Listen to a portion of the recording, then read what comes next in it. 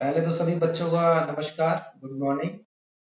आज हम जो आपसे डिस्कस करने जा रहे हैं वो चैप्टर 5 है, जिसमें हमने पढ़ा है प्रारंभिक आकारों को समझना।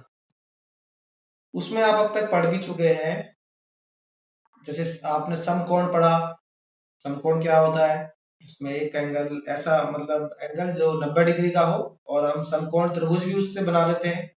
वो आपने मेरे ख्याल से 5.1 से लेकर 5.6 तक की जो अपने एक्सरसाइज पढ़ी है वहां पे आपने सब कुछ सीखा, जिसमें हम ऋजु कोण की बात करते हैं जो 180 डिग्री का होता है।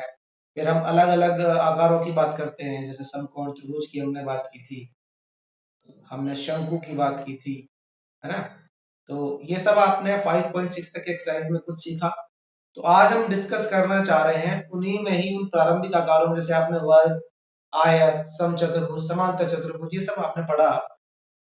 उन्हीं के ऊपर उनकी कुछ प्रॉपर्टीज से रिलेटेड या उनसे संबंधित हम जो कुछ क्वेश्चन जो आपने अब तक पढ़े उनके बारे में ही आपके और जानकारी हम आपसे साझा करेंगे, ताकि आप उसको और थोड़ा सा अच्छे तरीके से समझ पाए।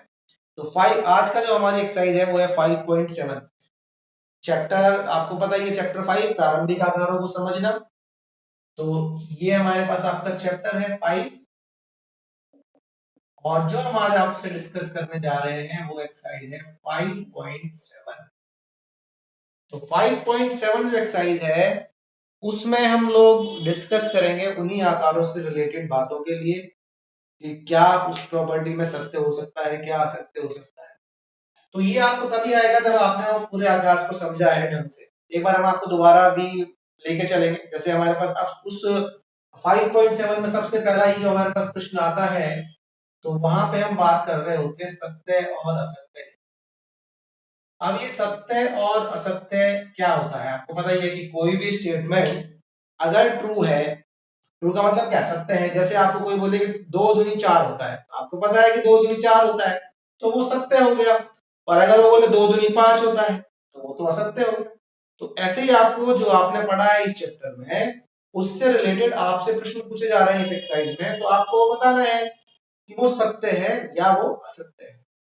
जैसे सबसे पहला वो पूछता है कि आयत का प्रत्येक कोण समकोण होता है, तो इसको आपको बताना है क्या ये सत्य है या असत्य है। तो पहले तो आप ये जानिए कि समकोण क्या होता है। पहले हम बात करते हैं समकोण की। ये आपने पहली एक्सरसाइज में पढ़ लिया होगा। तो समकोण का मतलब ऐसा कोण जिसका मान क्या हो, 90 डिग्री। 90 डिग्री से आप बनाते हैं, एक लाइन पे आपने कंपास का यूज करके एक बनाया 90 डिग्री का कोण, है ना। तो ये हमारे पास 90 डिग्री का कोण आता है, तो इसको हम पढ़ लेते हैं समकोण। तो समकोण क्या होता है? 90 डिग्री का। अब उसने क्या पूछा इस स्टेटमेंट में, या इस वाक्य में वो आपसे क्या पूछता है? इस वाक्य में वो आपसे पूछता है क्या आयत का प्रत्येक कोण समकोण होता है? होता है, यस। तो आप क्या लिखेंगे? यस। ये स्टेटमेंट क्या है? सत्य है। अब क्यों होता है? अब आप देखिए आयत होता है क्या। जैसे देखो मैं आपको एक पेपर दिखा रहा हूँ, ये पेपर आप देख रहे हो, तो ये आयत के शेप का पेपर है। आयत का मतलब क्या होता है? 4 भुजाओं की एक बंद आकृति, यानी 4 भुजाओं से बनने वाला एक चतुर्भुज जिसकी आमने सामने की भुजाएं बराबर होती हैं। जैसे ये भुजा इसके बराबर, ये भुजा इसके बराबर। तो समकोण का मतलब आप देखिए, समकोण का मतलब क्या है? आप इसके चारों कोणों को देखिए। ये वाला कोना देखते हो आप, तो ये वाली लाइन और ये वाली लाइन ये 90 डिग्री में बन रही है। आप बेशक आपके पास अगर एक डी आता है, डी जिसको आप प्रोटेक्टर बोलते हैं, यहाँ रख के देख सकते हो कि 90 डिग्री का कोण है कि नहीं। तो चारों कोणों को आप रख के चेक कर सकते हो कि चारों कोण क्या बनते हैं, समकोण पे एक दूसरे को काट रहे हैं। देखो ये वाली लाइन इस वाली लाइन को 90 डिग्री पे काटती है, ये वाली लाइन इस वाली लाइन को 90 डिग्री पे काटती है। तो इसके चारों कोण क्या बनते हैं? 90 डिग्री के बन जाते हैं। तो यानी जो ये पेपर है ये क्या है? आपका आयत की शेप का है, और इसके चारों कोण हमें क्या दिख रहे हैं? 90 डिग्री के। तो यानी पहली जो स्टेटमेंट है वो क्या है? सत्य है। यानी आयत का प्रत्येक कोण समकोण होता है। मैं यहाँ लिख देता हूँ उस चीज को, तो आपको ये बताना था। तो आयत का प्रत्येक कोण समकोण होता है। तो आपने लिख दिया ये क्या है? सत्य है। अब इसी में वो दूसरा आपसे पूछता है आयत की सम्मुख भुजाओं की लंबाइयां बराबर होती है। आयत की सम्मुख भुजाओं की लंबाइयां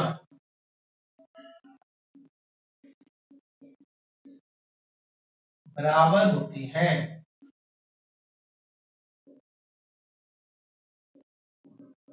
तो ये भी आपको पता है सत्य होगा। क्यों होगा? अभी देखो मैंने आपको दिखाया, ये हमारे पास है ना। तो सम्मुख भुजा कौन कौन सी हो गई? ये वाली भुजा, इस वाली भुजा के सम्मुख, यानी ये हमारे पास एक भुजा है, एक भुजा ये ऊपर वाली है। तो ये आमने सामने की भुजाएं अगर सम्मुख भुजाएं बराबर है तभी तो यह आकृति आयत बन रही है। जैसे अगर इसका चित्र भी बनाए तो देखो ऐसे हमने एक चित्र बना लिया। तो हम यहाँ पे क्या देखते हैं? देखो अगर हम इसको नाम दे दें ए बी सी डी, तो सम्मुख भुजाएं कौन कौन सी होंगी? ए बी के सम्मुख होगी डी सी। तो आप देख रहे हो कि ये वाली भुजा और ये वाली भुजा की लंबाई क्या होनी चाहिए? बराबर। और एडी के सम्मुख होगी डीसी, तो ये वाली भुजा इसके बराबर। तो सेम हमारे पास ऐसा ही एक जो मैंने आपके सामने पेपर दिया हुआ है, या कोई भी हम बुक भी उठा लें, कोई हम कॉपी ले लें, तो उसकी आप देखते हो कि सामने आमने सामने की भुजाएं बराबर होती हैं।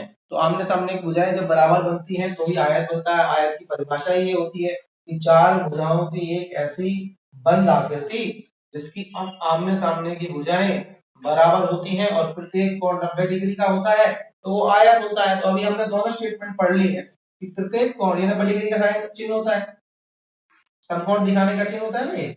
तो आपने देखा कि प्रत्येक कोण समकोण होता है, दिख रहा है हमें प्रत्येक कोण समकोण होता है, और इसकी सम्मुख भुजाएं की लंबाइयां बराबर होती हैं। तो ये भी हमारे पास क्या आ रहा है?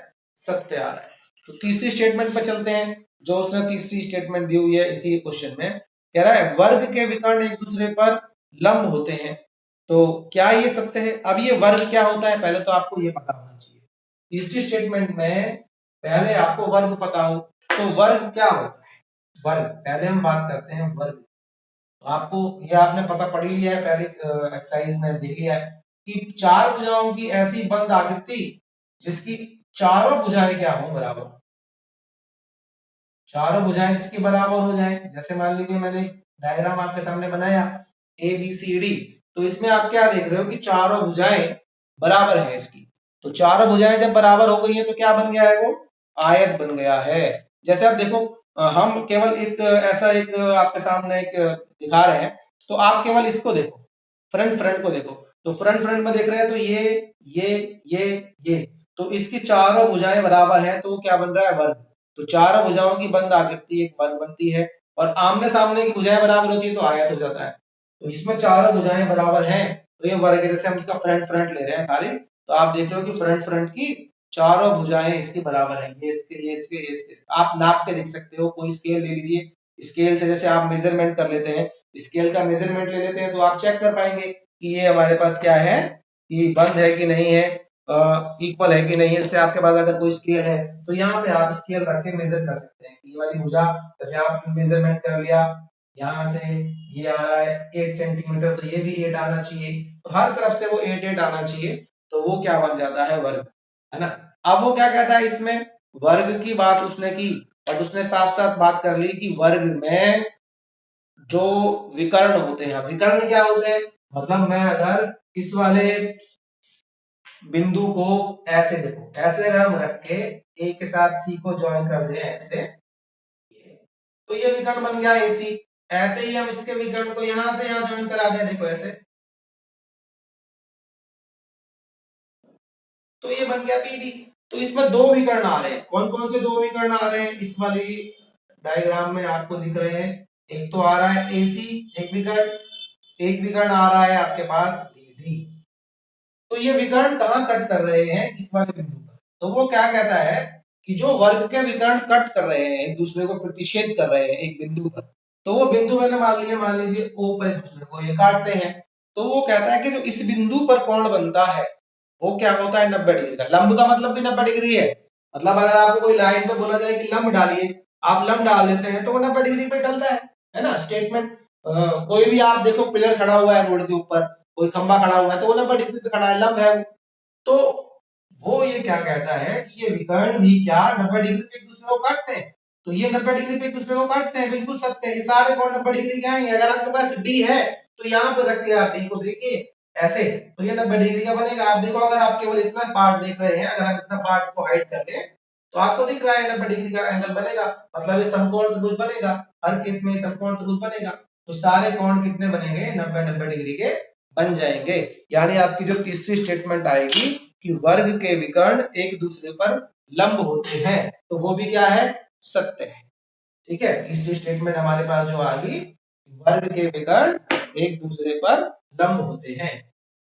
लिख देते हैं उसको, वर्ग के विकर्ण एक दूसरे पर लंब होते हैं। ये भी क्या आ गई आपकी, सत्य। ठीक है भाई। अगला हमारे पास स्टेटमेंट आती है कि सम चतुर्भुज की सभी भुजाएं बराबर लंबाई की होती हैं। सम चतुर्भुज की सारी भुजाएं बराबर लंबाई की होती हैं। तो सम चतुर्भुज क्या होता है? चतुर्भुज तो आपको पता है कि चार भुजाओं की बंद आकृति चतुर्भुज होती है। सम चतुर्भुज क्या होता है? सम, जब भी कहीं पे सम लग जाए तो सम का अर्थ होता है समान। समान मतलब एक जैसा, है ना, एक जैसा। तो अब उसने क्या नाम बोला है, देखो, सम चतुर्भुज, यानी चार भुजाओं की समान आकृति, मतलब सम, चारों भुजाएं समान। सम मतलब समान, चतुर्भुज मतलब चारों भुजाएं, तो चार भुजाएं समान, तो समान है तो इसका मतलब क्या है, उनकी सारी लंबाइयां क्या होंगी, बराबर होंगी। तो सम चतुर्भुज हमारे पास बनता कैसे है, उसका आकार कैसा होता है? सम चतुर्भुज का जो आकार है, जैसे हमने देखो ये बनाई इस टाइप से, हालांकि ये समांतर चतुर्भुज से भी मैच करता है, बट समांतर चतुर्भुज में आमने सामने की भुजाएं बराबर होती हैं, और इसमें क्या होगी, इसमें सारी भुजाएं बराबर हो जाती है। मतलब अगर हम एक आकृति बना रहे हैं इस टाइप की और ये सारी भुजाएं आपस में बराबर हो जाए, A B B C C D D A, अगर ये सारी भुजाएं बराबर हो जाती हैं तो ये सम चतुर्भुज बन जाता है। और सम चतुर्भुज की सारी भुजाएं बराबर होती है, उसके नाम से ही समझ में आता है सम चतुर्भुज। तो सम चतुर्भुज की सारी भुजाएं बराबर होती हैं, तो ये भी हमारे पास क्या है, सत्य है। तो चौथा जो हमारे पास है, सम चतुर्भुज की सभी भुजाएं समान होती हैं, तो ये भी क्या आ गया आपके पास, सत्य आ गया। अब आप अगला देखिए, तो ये हमारे पास सत्य है। फिर वो कहता है कि क्या समांतर चतुर्भुज की सारी भुजाएं समान बराबर होती हैं? समांतर चतुर्भुज मैंने बताया आपको, समांतर चतुर्भुज क्या होता है, जैसे हमने एक ऐसी आकृति बनाई है, तो इसमें क्या होता है, आमने सामने की भुजाएं समांतर होती हैं और बराबर होती हैं। तो ये वाली भुजा इसके बराबर, ये वाली भुजा इसके बराबर होती है। तो समांतर चतुर्भुज में चारों भुजाएं बराबर नहीं होती, केवल आमने सामने की भुजाएं बराबर होती हैं और समांतर भी होती है। तो ये वाली स्टेटमेंट क्या है, यहाँ पर असत्य है कि समांतर चतुर्भुज की सभी भुजाएं बराबर लंबाई की होती है, नहीं, ये असत्य हो गया। तो हम क्या लिख देंगे अगले स्टेटमेंट में,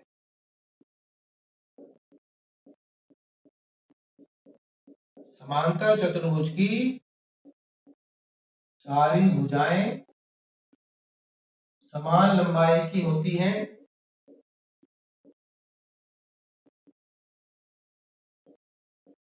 असत्य है। तो ये असत्य आ गया। एक स्टेटमेंट और आ गई हमारे पास इसी में भी रख ली, क्या समलंब के सम्मुख भुजाएं समांतर होती हैं? समलंब की सम्मुख भुजाएं समांतर होती हैं। समलंब की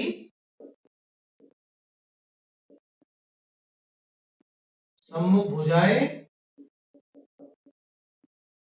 समांतर होती हैं,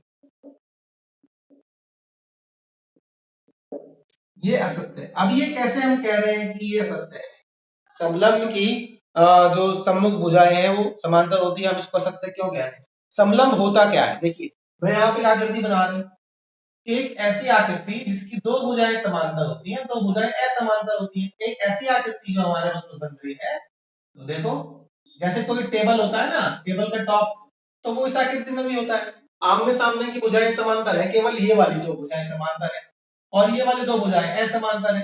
तो समलंब एक ऐसी आकृति होती है जिसकी दो भुजाएं तो समांतर होती हैं और दो भुजाएं असमांतर होती है। तो एबी और सीडी समांतर भुजा है। समांतर भुजा का मतलब क्या है, जो रेखाएं, अगर हम दो रेखा ले लें ए बी और सी डी, तो इनको अगर आप कहीं तक बढ़ाते हुए ले जाओ, ये कभी भी आपस में एक दूसरे को नहीं मिलेंगी, ऐसे बढ़ाते जाइए, कभी भी आपस में नहीं मिलेंगी।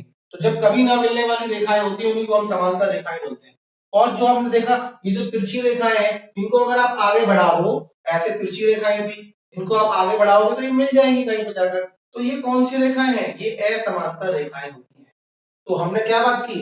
दो भुजाएं असमांतर, दो भुजाएं समांतर, तो उस वाली आकृति को हम समलंब बोलते हैं। परंतु वो यहाँ क्या बोल रहा है? समलंब की सम्मुख भुजाएं समांतर होती है। तो केवल दो ही भुजाएं समांतर है, ये तो नहीं है। तो इसीलिए ये वाली स्टेटमेंट क्या हो गई? असत्य हो गई। तो ये हमारे पास इस टाइप से क्वेश्चन आपसे पूछा जा रहा है। तो पहला जो प्रश्न है वो हमारा यहाँ इस टाइप से एंड हो जाता है। ठीक है, इसके अब दूसरे प्रश्न पे आते हैं। तो ये आपने अच्छी तरह से देख लिया है, सारी स्टेटमेंट ढंग से समझ लिया है। क्वेश्चन नंबर 2 पे आते हैं।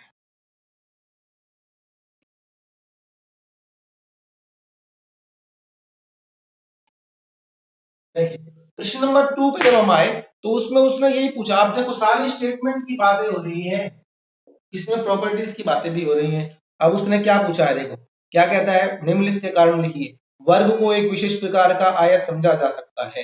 तो वर्ग को एक विशेष प्रकार का आयत समझा जा सकता है, ये स्टेटमेंट है। वर्ग को एक विशेष प्रकार का आयत समझा जा सकता है।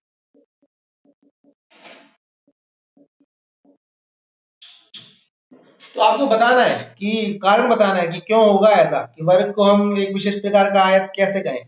तो हमें पता है कि वर्ग की चारों भुजाएं बराबर होती हैं और सभी कोण उसके 90 डिग्री के होते हैं। ऐसे ही आयत के चारों कोण, देखो आयत और वर्ग में समांतर क्या, समान चीजें क्या है? जैसे हमने एक आकृति ले ली ABCD, ये हमने आयत बोल दिया, और एक आकृति हमने ऐसी ले ली, इसको मैंने वर्ग कह दिया, ये हमने कह दिया आयत और ये कह दिया हमने वर्ग। तो आप देख रहे हो कि आयत की आमने सामने की भुजाएं बराबर है, और वर्ग की सारी भुजाएं बराबर होती है तो आमने सामने की भी बराबर होंगी। तो ये मैच कर रहा है इससे। इसके सारे कोण 90 डिग्री के होते हैं और इसके भी सारे कोण 90 डिग्री के होते हैं। तो दोनों चीजें मिल रही हैं, तो हम वर्ग को एक विशेष प्रकार का आयत कह सकते हैं। यानी एक वर्ग आयत के समान ही है, बट इसमें चारों भुजाएं बराबर होती हैं, इसमें आमने सामने की बराबर होती है। जब आमने सामने की बराबर है, चारों भुजाएं बराबर है, तो आमने सामने की भी बराबर ही होगी ना। तो आप क्या स्टेटमेंट दे सकते हैं, क्यों बता सकते हैं कि एक विशेष प्रकार का आयत होता है? क्योंकि इसकी भी सम्मुख भुजाएं बराबर होती हैं वर्ग आयत की तरह, और इसके भी प्रत्येक कोण 90 डिग्री के होते हैं, इसलिए हम वर्ग को एक विशेष प्रकार का आयत कह सकते हैं। ठीक है, ये स्टेटमेंट हो गई। तो आपने इसका कारण बता दिया कि क्यों इसका कारण आ रहा है, आपको खुद लिखना है, मैंने आपको बता दिया, आप इसका कारण नोट करेंगे, अपने लैंग्वेज में लिखेंगे। फिर आता है दूसरा, आयत को एक विशेष प्रकार का समांतर चतुर्भुज समझा जा सकता है। दूसरी स्टेटमेंट हमारे पास क्या आ गई इसकी, कि आयत को एक विशेष प्रकार का समांतर चतुर्भुज समझा जा सकता है। स्टेटमेंट नंबर 2, आयत को एक विशेष प्रकार का समांतर चतुर्भुज समझा जा सकता है।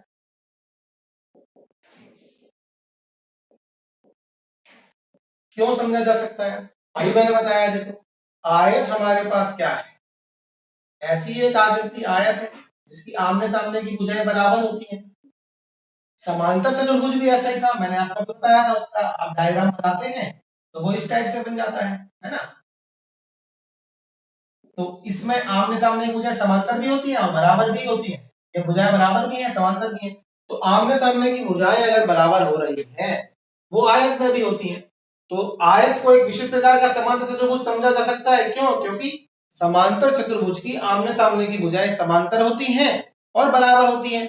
तो आयत में भी ऐसा ही होता है कि उसके आमने सामने की भुजाएं बराबर होती हैं और समांतर होती हैं। तो आयत को हम एक विशेष प्रकार का समांतर चतुर्भुज भी कह सकते हैं। तो बिल्कुल ठीक है, ये आपको स्टेटमेंट ठीक है, आपको केवल एक कारण बताना है क्यों कह सकते हैं। तो कारण में आप क्या लिखेंगे, क्योंकि समांतर चतुर्भुज की सम्मुख भुजाएं बराबर होती हैं और समांतर होती हैं, इसलिए आयत की भी सम्मुख और आयत की भी समांतर भुजाएं सम्मुख भुजाएं समांतर और बराबर होती हैं, इसीलिए क्या नाम है, आयत को हम एक समांतर चतुर्भुज कह सकते हैं। फिर आता है, वर्ग को एक विशेष प्रकार का समचतुर्भुज समझा जा सकता है। प्रश्न नंबर 3, इसका तीसरा भाग, सेकंड का थर्ड पार्ट। सेकंड का थर्ड पार्ट यानी सी पार्ट, तो वो क्या कहता है, वर्ग को एक विशेष प्रकार का समचतुर्भुज समझा जा सकता है। क्यों? वर्ग को एक विशेष प्रकार का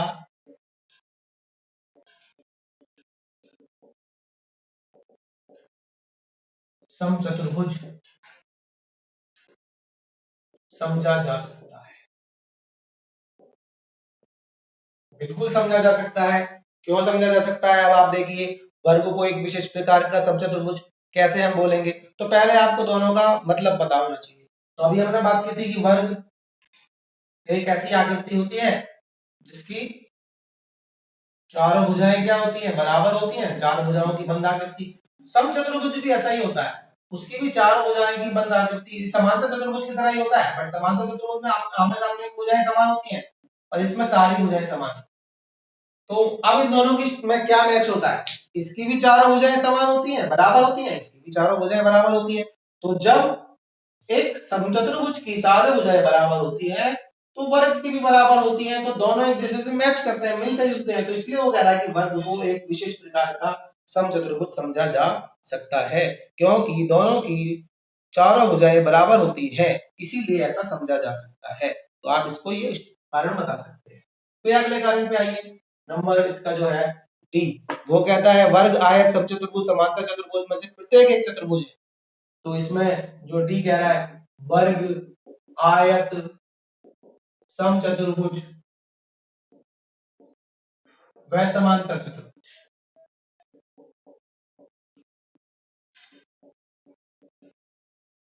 प्रत्येक को एक चतुर्भुज समझा जा सकता है।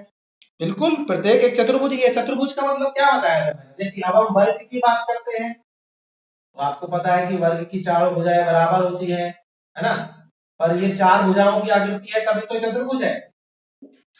ऐसे ही अगर हम आयत की बात कर रहे हैं तो आपको पता है इसके आमने सामने की भुजाएं बराबर होती हैं, तो हमने इसके आमने सामने की भुजाएं बराबर ले ली, ए बी सी डी। ऐसे ही अगर हम समचतुर्भुज की बात कर रहे हैं तो समचतुर्भुज में आपको पता है कि आमने सामने की भुजाएं बराबर भी होती हैं और समांतर भी होती हैं। समांतर और असमांतर का मतलब मैं आपको बता चुका हूं। तो ये हमारे पास ए बी सी डी। अब समांतर चतुर्भुज क्या होता है? वो भी जिसमें आमने सामने की भुजाएं बराबर हो और समान भी। तो पर आपने क्या देखा कि चारों आकृतियों में चार चार भुजाएं हैं सबकी और सब बंद आकृति है। तो चारों भुजाएं हैं और बंद आकृति है, तो ऐसी सभी आकृतियों को हम क्या पढ़ेंगे? चतुर्भुज। तो ये सारे चतुर्भुज होते हैं। ठीक है, लास्ट का इसका जो पार्ट है वो क्या है? वो कह रहा है वर्ग एक समांतर चतुर्भुज भी है। वर्ग एक समांतर चतुर्भुज भी है। तो कैसे है वर्ग एक समांतर चतुर्भुज? वर्ग एक समांतर चतुर्भुज भी है, ये इसकी लास्ट वाला जो पार्ट है सेकंड क्वेश्चन में वो है, वर्ग एक समांतर चतुर्भुज भी है। तो अब हमने देखा था कि वर्ग और समांतर चतुर्भुज में क्या समानताएं होती है। वर्ग की सम्मुख भुजाएं बराबर होती है, चारों भी बराबर होती है, सम्मुख भी बराबर होती है, और समांतर चतुर्भुज की सम्मुख भुजाएं बराबर होती है। तो आप क्या लिख सकते हो? क्योंकि वर्ग की सम्मुख भुजाएं भी बराबर होती है और समांतर चतुर्भुज की भी बराबर होती है।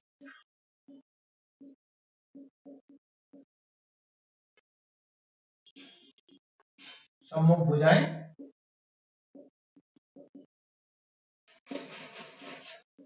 बराबर होती है, इसीलिए वर्ग को एक समांतर चतुर्भुज भी कहा जा सकता है। ठीक है, अब हमारे पास इसका लास्ट क्वेश्चन आता है इस एक्सरसाइज का। तो क्वेश्चन नंबर 3 है, लेकिन इसमें हमने आपसे पूरा एक एक चीज को डिस्कस किया है, तो ढंग से इसको आपने करना है। लास्ट क्वेश्चन है, करा एक बहुभुज सम होता है यदि उसकी सभी भुजाएं बराबर हो और सभी कोण बराबर हो। क्या आप एक सम चतुर्भुज की पहचान कर सकते हैं? हमें पता है कि देखो, सम हमने बताया था कोई भी बहुभुज, बहुभुज का मतलब क्या होता है? जिसकी बहुत सारी भुजाएं हो, जैसे त्रिभुज, चतुर्भुज, पंचभुज, ये सारे बहुभुज के उदाहरण होते हैं। अब उसने क्या बोला था कि यदि उसकी सभी भुजाएं और सभी कोण बराबर हो तो वो सम बहुभुज होता है। बिल्कुल सही बात है, मैंने बताया सम, जब हम सब लगा रहे हैं सम, तो सम का मतलब होता है समान। तो सारी भुजाएं और सारे कोण बराबर हैं, तो वो समबाहुभुज कहलाता है। तो वो कह रहा है क्या आप एक ऐसा एग्जाम्पल या एक उदाहरण बता सकते हैं जो समचतुर्भुज की पहचान करता हो? बिल्कुल हम बता सकते हैं ऐसा एक उदाहरण। हम वर्ग को कह सकते हैं, वर्ग को, क्योंकि वर्ग एक ऐसी आकृति है जिसकी चारों भुजाएं बराबर भी हैं और चारों कोण भी बराबर हैं। तो ऐसी आकृति जिसके चारों भुजाएं और चारों कोण बराबर हैं, तो वो वर्ग है हमारे पास। तो वर्ग अगर हमारे पास है तो उसको हम क्या कह सकते हैं? देखो ABCD, तो इसकी चारों भुजाएं बराबर है और चारों ही जो कोण है वो 90-90 डिग्री के हैं, चारों कोण बराबर हैं। तो इस आकृति को हम समबाहुभुज कह सकते हैं, समबाहुभुज। तो समबाहुभुज है, क्यों है? क्योंकि इसके चारों कोण बराबर और चारों भुजाएं बराबर। तो ये हमारे पास 5.7 एक्सरसाइज का एंड होता है। तो आई होप आपको बहुत अच्छे से समझ में आई होगी और आप इसको एक बार पूरी एक्सरसाइज को करके देखें, एक एक डायग्राम को अपने हाथ से बना के देखें, तो आपको ये पूरी एक्सरसाइज अपने से बहुत अच्छे समझ में आएगी और आगे भी आप इसका यूज 10th क्लास तक पूरा कर सकते हैं। थैंक यू, बहुत बहुत शुक्रिया आप लोगों का, धन्यवाद।